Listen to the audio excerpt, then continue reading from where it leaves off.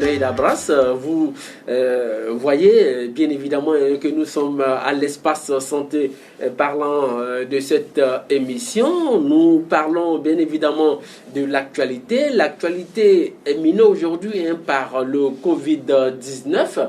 Et le Covid-19, c'est une maladie qui est répandue à travers le monde entier. Tous les pays du monde sont en train de lutter contre ce mal qui est venu de nulle part. Et nous comptons des milliers de morts. Aujourd'hui, nous allons parler avec un invité de marque. Il s'agit bien de Madame Kéman Thérèse. Elle est point focal communication du district sanitaire d'Adjamé, Plateau et Atekoubé. Nous parlerons avec elle, bien évidemment, de ce thème, l'incivisme de la population face aux mesures préventives du Covid-19. Alors, nous sommes avec elle. Nous allons débattre tout à l'heure.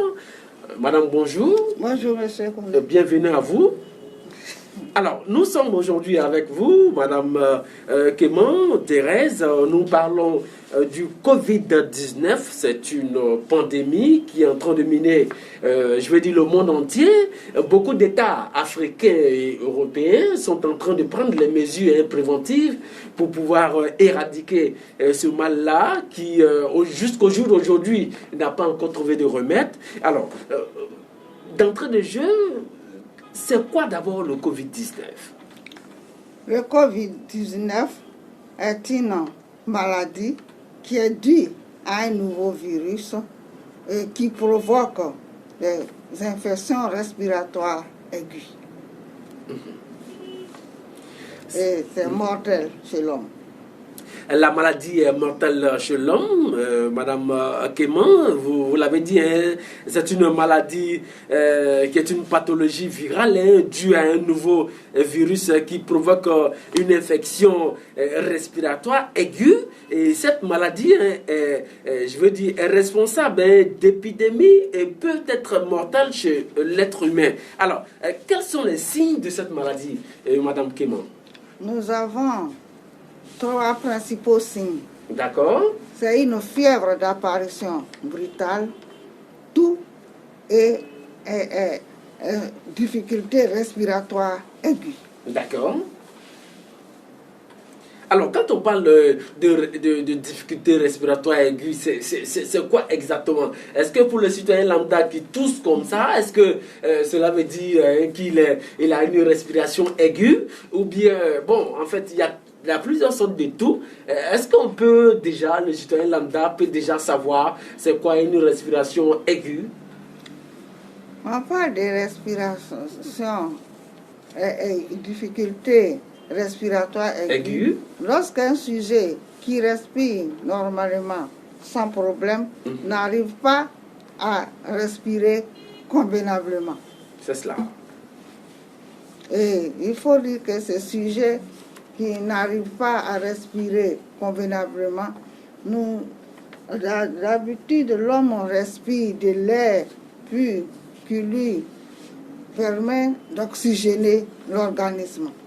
Et quand ce système respiratoire est atteint, l'oxygène n'arrive pas convenablement chez l'homme, d'où les difficultés respiratoires.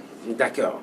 Alors, vous avez parlé des signes, c'est-à-dire que ces signes-là qui se manifestent à travers des fièvres, voilà, d'apparition brutale, et puis une toux et des difficultés respiratoires. Alors, dites-nous, Madame Kéman, combien de temps peut durer cette période d'incubation? La période d'incubation dure 10 à 14 jours. 14 jours, pratiquement 2 semaines. À 14 jours, c'est-à-dire 2 semaines environ. Et durant ces 2 semaines, qu'est-ce que le patient doit véritablement faire? Pendant ce temps, le sujet ne se sent pas malade. Les signes n'ont pas encore apparu. Et il faut dire que pendant cette période d'incubation, ce sujet qui est touché et qui ne manifeste pas encore les signes de la maladie demeure un sujet qui peut contaminer son entourage. C'est cela. D'accord. Alors, dites-nous, comment est-ce que, Madame Kéman, cette pandémie-là, cette maladie à Covid-19 se transmet? Parce qu'il y a eu tellement d'interprétations, de dire qu'il ne faut pas se saluer les mains, il ne faut pas se saluer, il ne faut pas faire les accolades, il ne faut pas faire des bises. Alors, comment est-ce que cette maladie se transmet véritablement? Cette maladie se transmet d'une personne à l'autre par l'émission des gouttelettes respiratoires lors d'une toux ou d'un éternuement. Alors, Madame Kéman, est-ce que tout ce qui concerne les toux, oui, allez-y. Et il y a aussi le contact direct, le contact indirect par les objets contaminés. C'est cela. Que le sujet touche avec ses mains. D'accord. Le contaminé. D'accord. Madame Kéman, c'est vrai, aujourd'hui, avec cette pandémie du Covid-19, beaucoup d'Ivoiriens sont sceptiques. Beaucoup ont peur d'aller dans les hôpitaux, de peur de se faire, de se voir retenir dans ces hôpitaux-là. Aujourd'hui, nous avons beaucoup d'informations qui circulent ça et là sur les réseaux sociaux et provenant aussi de personnes qui sont allées dans les pharmacies. Ces personnes-là nous disent que lorsque vous partez acheter des médicaments pour la toux ou des médicaments pour, pour celui qui est enrhumé, automatiquement, les pharmaciens appellent les agents de l'INSHP pour venir vous saisir. Alors, qu'en est-il réellement? Bon, il faut dire que les gens sont sceptiques. Effectivement, dans nos structures de santé, nous remarquons que les structures sont de moins en moins fréquentées. Il y a une psychose chez la population qui pense qu'en allant à l'hôpital, ils vont se faire contaminer par le Covid-19. Ce n'est pas en allant se soigner à l'hôpital pour une autre maladie qu'on peut contracter le Covid. Les dispositions sont prises dans nos structures de santé pour recevoir les malades. Donc il n'y a pas de crainte à ne pas aller à l'hôpital pour se soigner du Covid-19. Et pour se soigner pour une autre maladie. D'accord. Parce que si on ne meurt pas du Covid-19, on peut mourir du paludisme, bien évidemment. On peut mourir d'une diarrhée, on peut mourir d'une autre affection. La grippe, c'est une infection respiratoire aussi, parce que il y a le rhume de nez qui coule. Et c'est la complication de la grippe aussi qui atteint les poumons, comme le Covid aussi atteint les poumons. Donc il faut se rendre à l'hôpital pour se soigner. Il ne faut pas rester à la maison quand on est malade. Parce que si ce n'est pas le Covid qui tue, c'est une autre maladie qui peut tuer. Alors, Madame Kéman, c'est vrai, avec tout ce que vous avez dit, vous incitez les populations à se déplacer vers le centre hospitalier, de pouvoir se faire dépister et vérifier si oui ou non nous sommes infectés par cette pandémie du Covid-19 qui est en train de plier au sol tout le monde entier. Chaque État à travers le monde entier est en train de mettre les bouchées doubles pour pouvoir sortir de cette pandémie. Alors, dites-nous, Madame Kéman, à votre connaissance, est-ce que le monde entier a déjà connu ce genre de pandémie? Pandémie, coronavirus ou bien une autre maladie? Non, une autre maladie du genre du Covid-19. Bon, nous avons vécu avec l'Ebola qui était dans les pays limitrophes comme la Guinée. C'est cela. Où il y avait Ebola. En 2014, on avait vécu cette situation d'Ebola. Tout à fait. C'est resté là en stade d'épidémie. Mais aujourd'hui, le Covid-19 est une pandémie qui, de la Chine, a touché l'Italie, la France, États-Unis, Côte d'Ivoire et j'en passe. C'est mondial. On parle de pandémie. l'Ebola est resté à la situation épidémique dans les zones Congo, Guinée, etc. Alors, Madame Kéman, vous avez incité beaucoup d'Ivoiriens à se rendre dans les centres hospitaliers aujourd'hui qui sont en train de devenir de plus en plus vides dû au Covid-19. Selon vous, vous qui êtes point focal de communication des districts sanitaires d'Abobo, Plateau et à Togoubé, est-ce que vous ne pensez pas que quelque part l'attitude des agents de santé aussi fait peur à cette population-là, qui fait qu'aujourd'hui, lorsque vous partez, que vous avez une symptôme, bon, on a peur d'aller vers vous. Il ne faut pas avoir peur du personnel de santé.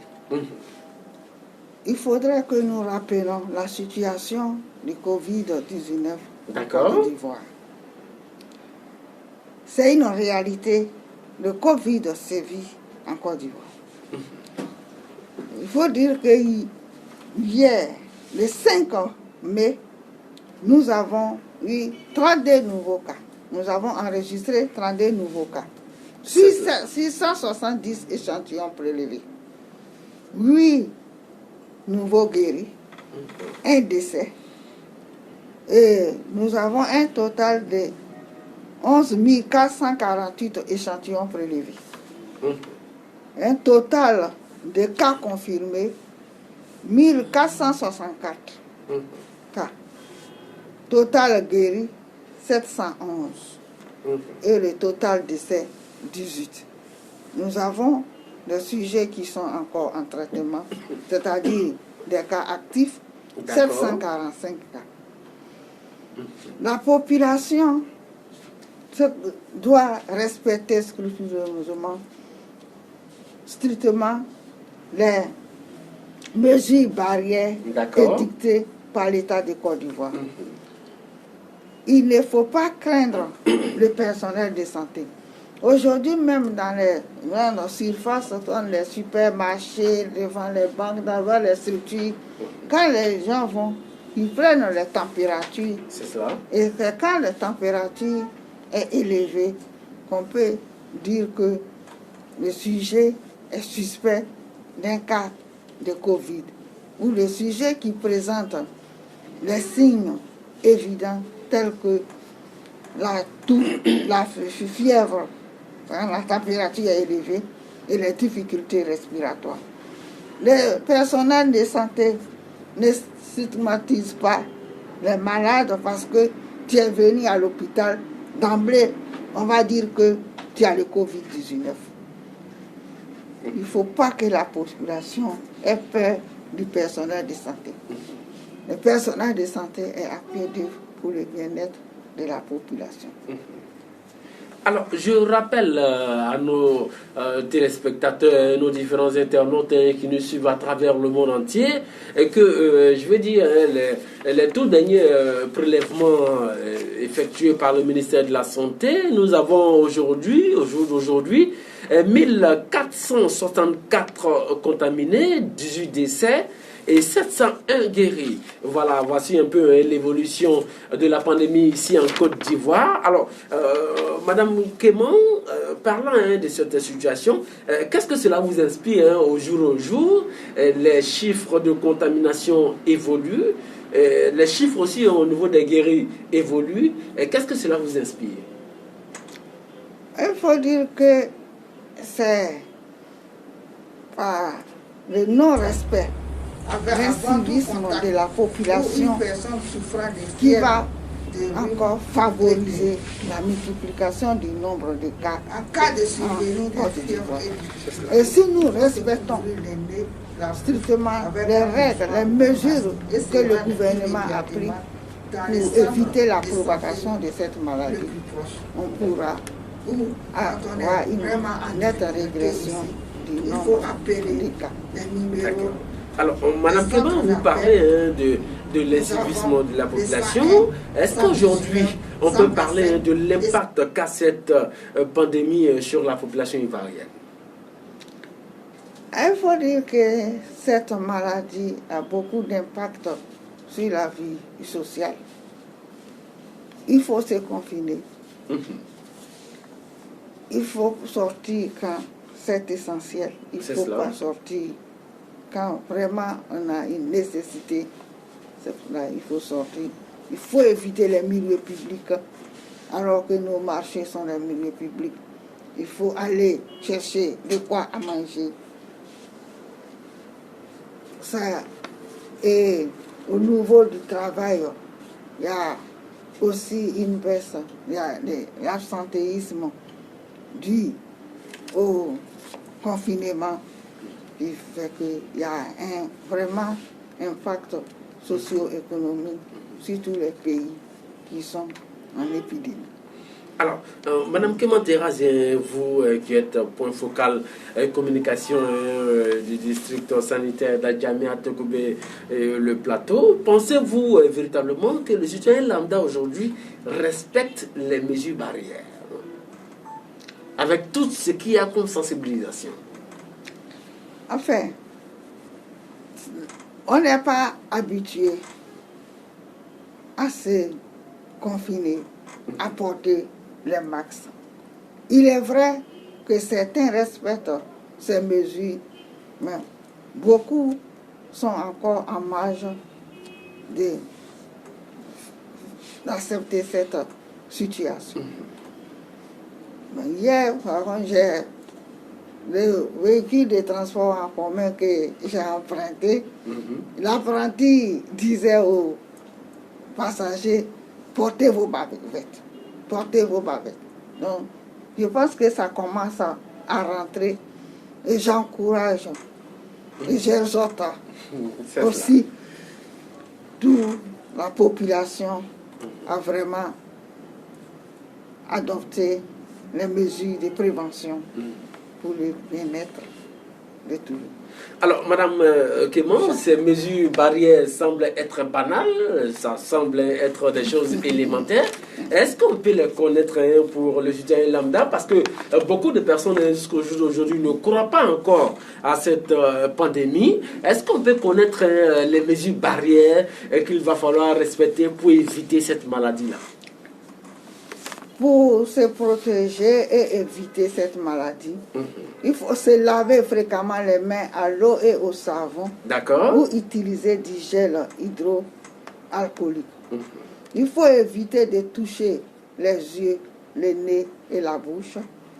Il faut maintenir une distance d'au moins 1 mètre avec les personnes qui toussent ou éternuent. C'est cela. Et même si on ne touche pas, qu'on n'éternue pas, tu ne sais pas qui est en période d'incubation. Il faut respecter la distanciation d'un mètre. Et c'est quoi la période d'incubation, Madame Keman? La période d'incubation, pour les citoyens lambda qui se trouvent quelque part à découvrir, qui ne sait pas ce que c'est. C'est la période qui sépare la contamination et l'apparition de la maladie.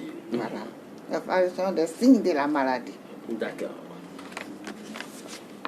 Ensuite, il faut utiliser un mouchoir en papier ou éternuer ou tousser et le jeter immédiatement dans une poubelle. À défaut, éternuer ou tousser dans le pli du coude. Ça dit comme ça. Voilà. Et se laver les mains au savon. À l'eau et au savon. Il faut aérer les lieux d'habitation. Et ouvrir les fenêtres, voilà, et puis les portes, les appartements et autres. Et il faut porter un masque avant tout contact ou une personne souffrant de fièvre, de rhume et de toux. En cas de survenue de fièvre et difficultés, il faut se couvrir le nez, la bouche avec un mouchoir ou un masque et se rendre immédiatement dans les centres de santé le plus proche. D'accord. Ou quand on est vraiment en difficulté aussi, il faut appeler les numéros, les centres d'appel. Nous avons les 101, 119, 125 et 149. 101, 119, 125 et le 149. Ce sont les numéros, c'est gratuit, hein? Voilà, tout le monde peut appeler sur ces numéros afin de pouvoir contacter les services de santé qui viendront vous secourir par rapport à cette pandémie du Covid-19. Alors, Madame Kéman, nous sommes toujours avec vous. Oui, allez-y. Oui. Et il faut aussi dire que nous avons les centres. Il y a les centres de dépistage. Justement, il y a des centres de dépistage qui ont été installés un peu partout. De proximité qui sont installés à travers le district d'Abidjan. Le district d'Abidjan. Nous avons dans la commune de Makori, le centre de dépistage qui est situé derrière le Cap Sud. Derrière Cap Sud à Makori. À Makori. Et à Cocody, il y a le site de Saint-Jean. Cocody Saint-Jean, bien évidemment, juste à côté de l'église Saint-Jean, voilà. L'église catholique. À Trècheville, le site de dépistage à la gare de Bondoukou. Il y a le centre de dépistage de Koumassi, à la place Inch'Allah, c'est le grand terrain de Koumassi. Yopougon, BAU. À la BAU. D'accord, je pense que ces centres de dépistage sont ouverts pour tous les citoyens de la Côte d'Ivoire, que vous soyez des nationaux ou pas, que vous soyez ivoiriens ou non ivoiriens. Le Covid-19 ne trie pas d'ethnie, de nationalité ou de religion. Le Covid-19, c'est pour tout le monde. Dès que vous sentez ces signes-là, vous n'avez qu'à vous rendre dans ces centres de santé afin de vous faire dépister et voir si véritablement vous êtes atteint du Covid-19 ou pas. Et puis par la suite, vous recevez des vies. Alors, Madame Kéman, je rappelle aux internautes que nous sommes à notre mission de santé sur l'œil d'Abras. C'est Santé pour tous. Santé pour tous, c'est cette émission-là qui vous donne l'opportunité d'apprendre beaucoup sur la santé, sur votre santé, sur notre santé, bien évidemment. Et nous parlons aujourd'hui du Covid-19 qui, aujourd'hui, est l'actualité mondiale qui défraie la chronique un peu partout, sur tous les continents. Nous avons des milliers de morts. Et la seule chose qui nous reste à faire, c'est la sensibilisation, d'où les mesures préventives. Alors, le thème qui nous réunit aujourd'hui, l'incivisme de la population face aux mesures préventives du Covid-19. Vous avez entendu Madame Kéman Thérèse, qui est point focal communication du district sanitaire d'Adjamé, Plateau et Atekoubé. Elle nous a parlé en long et large de tout ce qu'il faut savoir sur le Covid-19, les mesures préventives, comment est-ce que se transmet cette maladie, et combien de périodes, combien de temps que cette maladie fait, en parlant de l'incubation. Et puis, je pense que nous allons poursuivre encore avec elle, Madame Kéman. Vous avez encore d'autres informations à nous donner, parlant, je veux dire, des différentes phases du Covid-19? Bon, il faut dire que nous n'avons pas de traitement spécifique contre le Covid. D'accord. Actuellement, notre seul moyen, c'est le dépistage qu'il faut faire. Il faut vraiment se confiner. Et le traitement est symptomatique. Quand le sujet a la toux, on traite la toux. Quand il a la fièvre, on fait baisser la fièvre. Quand il a une difficulté respiratoire, on lui fait une respiration artificielle par l'oxygénation. Sinon, pour l'air, il n'y a pas de traitement spécifique contre cette maladie, d'où la gravité de cette maladie. Et je ne vais pas quitter le plateau sans parler de la vaccination. D'accord. Parce que les bruits courent qu'il y a vaccination contre Covid, il y a essai, il n'en est pas question.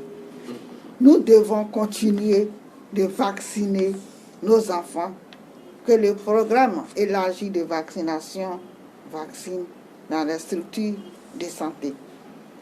C'est par la vaccination que beaucoup de maladies ont reculé, telles que la variole, la varicelle et la poliomyélite. Ces vaccins-là, on continue de les faire dans les structures de santé. Et à cause de la survenue du Covid, nos structures se vident. Mais si l'on y prend garde, nous allons avoir une recrudescence de ces maladies que nous avons acquis la bonne cause par la vaccination. Donc, j'exhorte et j'appelle tous les mamans, tous les parents, que nos enfants de 0 à 5 à 11 mois doivent poursuivre, les mamans doivent poursuivre les vaccinations dans nos structures de santé. Alors, Madame Kema, vous avez l'impression que les mamans ne viennent plus dans les hôpitaux pour pouvoir vacciner les enfants à cause du Covid-19? À cause du Covid-19, nos bancs sont vides dans les structures. Les mamans ne viennent plus? Les mamans ne viennent plus. Tout le monde a peur. Mais il faut continuer de vacciner les enfants. Sinon, après Covid, il y aura problème. Et à côté de cela, il faut nos jeunes filles de 9 ans doivent être vaccinées contre le cancer du col avec le vaccin HPV, le papillomavirus, le cancer du col. Donc les jeunes filles de 9 ans doivent être vaccinées contre cette maladie qui est aussi redoutable pour la femme. Alors, Madame Kema, vous êtes en train de dire quelque chose de beaucoup plus intéressant, parlant de ces vaccins-là du col de l'utérus et puis ces vaccins pour les enfants. Aujourd'hui, à cause du Covid-19, beaucoup de femmes ont peur d'emmener leurs enfants dans les officines pour pouvoir les faire vacciner parce qu'il y a eu des rumeurs qui ont couru un peu partout et vous êtes sans ignorer que ces rumeurs-là ont couru sur un vaccin qui proviendrait du Covid-19 qui serait l'objet de contamination massive au niveau du continent africain. Est-ce que ce n'est pas tout cela aussi qui fait que les gens ont peur aujourd'hui? Et qu'est-ce que vous faites exactement, vous, à votre niveau, au niveau du district sanitaire d'Adjamé, Plateau et Atekoubé, pour pouvoir sensibiliser ces femmes-là, qui, dans la grande majorité, sont analphabètes? Justement, c'est pourquoi nous sommes avec vous pour en parler, pour que la population enlève cette idée de rumeurs d'essais de vaccins en Côte d'Ivoire. L'État est à pied d'œuvre pour pouvoir lutter contre cette maladie à coronavirus. D'accord. Il n'y a pas de vaccin contre coronavirus. Nous respectons les mesures de prévention pour faire reculer la progression de cette maladie. D'accord. Alors, nous invitons toute la population à fréquenter les structures de santé pour résoudre leurs problèmes de santé. D'accord. Alors, je rappelle à tous nos téléspectateurs et téléspectatrices et aussi à nos internautes, vous qui nous suivez depuis la France, depuis la Belgique, la Tunisie, le Maroc, la Libye, la Chine, et les États-Unis, vous nous suivez partout à travers le globe terrestre et nous sommes en direct sur l'Aide à Brass, c'est cette structure de communication qui vous donne des informations justes, fiables sur la commune d'Adjamé, au-delà de la commune d'Adjamé, sur, je veux dire, le Grand Abidjan et toute la Côte d'Ivoire. Nous sommes très heureux de vous savoir à l'écoute de l'Aide à Brass. Et vous suivez votre émission de santé, Santé pour tous. Et nous sommes avec notre première responsable. Il s'agit bien de Madame Kema Thérèse, point focal communication des districts sanitaires à Adjamé, Plateau et Atekoubé. Nous parlons aujourd'hui du Covid-19. L'incivisme de la population face aux mesures préventives du Covid-19, telle est notre thématique aujourd'hui. Avec Madame Kema Thérèse, nous parlons de cette pandémie-là qui est en train de décimer le monde entier. Et je sais que par la grâce du Tout-Puissant et surtout par l'abnégation et puis je veux dire la fougue de nos médecins, nos infirmiers et autres, nous allons arriver à bout de cette pandémie. Alors, Madame Kema, c'est vrai que vous avez incité les femmes à venir dans les centres de santé pour pouvoir continuer les vaccins qui n'ont rien à voir avec ces rumeurs de vaccins du Covid-19. Est-ce que pour nous dire, qu'est-ce qui peut amener un citoyen lambda à ne pas venir, à ne pas croire en cette pandémie-là, malgré tout ce qui s'est dit dans les médias, selon vous? Est-ce que cela est dû à l'incivisme? Est-ce que cela est dû à l'ignorance? Ou est-ce que les gens font exprès à ne pas appliquer? Ou c'est parce qu'on ne sait pas du tout ce qui se passe à travers le monde entier? C'est l'ignorance. C'est l'ignorance qui fait que les citoyens ne respectent pas les mesures qu'on lui demande de suivre. Pour les citoyens, lui, il doit faire ce qu'il pense. Il ne respecte pas les mesures, mais il s'expose. En ne respectant pas les mesures. Aujourd'hui, on parlait de Covid dans le mois de novembre en Chine. Mais du coup, depuis le 8 mars, notre pays a connu son premier cas. Et aujourd'hui, nous sommes à plus de 1400, nous sommes à 1460 cas de contaminés. Ça Il faut évolue. dire que la maladie évolue. Et ça, c'est dû à l'incivisme. Il était question que les gens qui venaient des pays déjà contaminés, qui se confinent, et cela n'a pas été suivi. Les gens sont sortis, ils sont même allés à l'intérieur. C'est cela. Et c'est ce qui a fait qu'à l'intérieur du pays, qui est aussi, il y a certaines villes de l'intérieur qui ont été touchées. Si celui qui était venu de la zone où sévit l'épidémie avait accepté de se confiner, je pense qu'on n'en est pas arrivé là. Donc le citoyen doit aménager son comportement, son indiscipline, afin que nous puissions minimiser, limiter la propagation de la maladie. Alors, Madame Keman, un dernier mot. Avant de nous quitter, nous sommes au terme de notre entretien. Nous allons nous retrouver certainement la semaine prochaine pour la deuxième partie de cette émission qui est tellement cruciale. Est-ce que vous avez un message à lancer à l'endroit de tous ceux qui nous suivent actuellement en direct sur les Labras? Le message à lancer, c'est: nous invitons toute la population à vraiment respecter de façon stricte les mesures barrières édictées par le gouvernement. Aussi, nous invitons la population à se faire dépister quand ils constatent les signes de la maladie. D'accord. Pour pouvoir prévenir l'état d'aggravation de la maladie.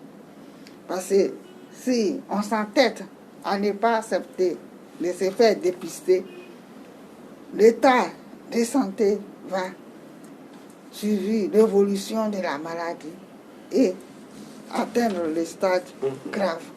D'accord.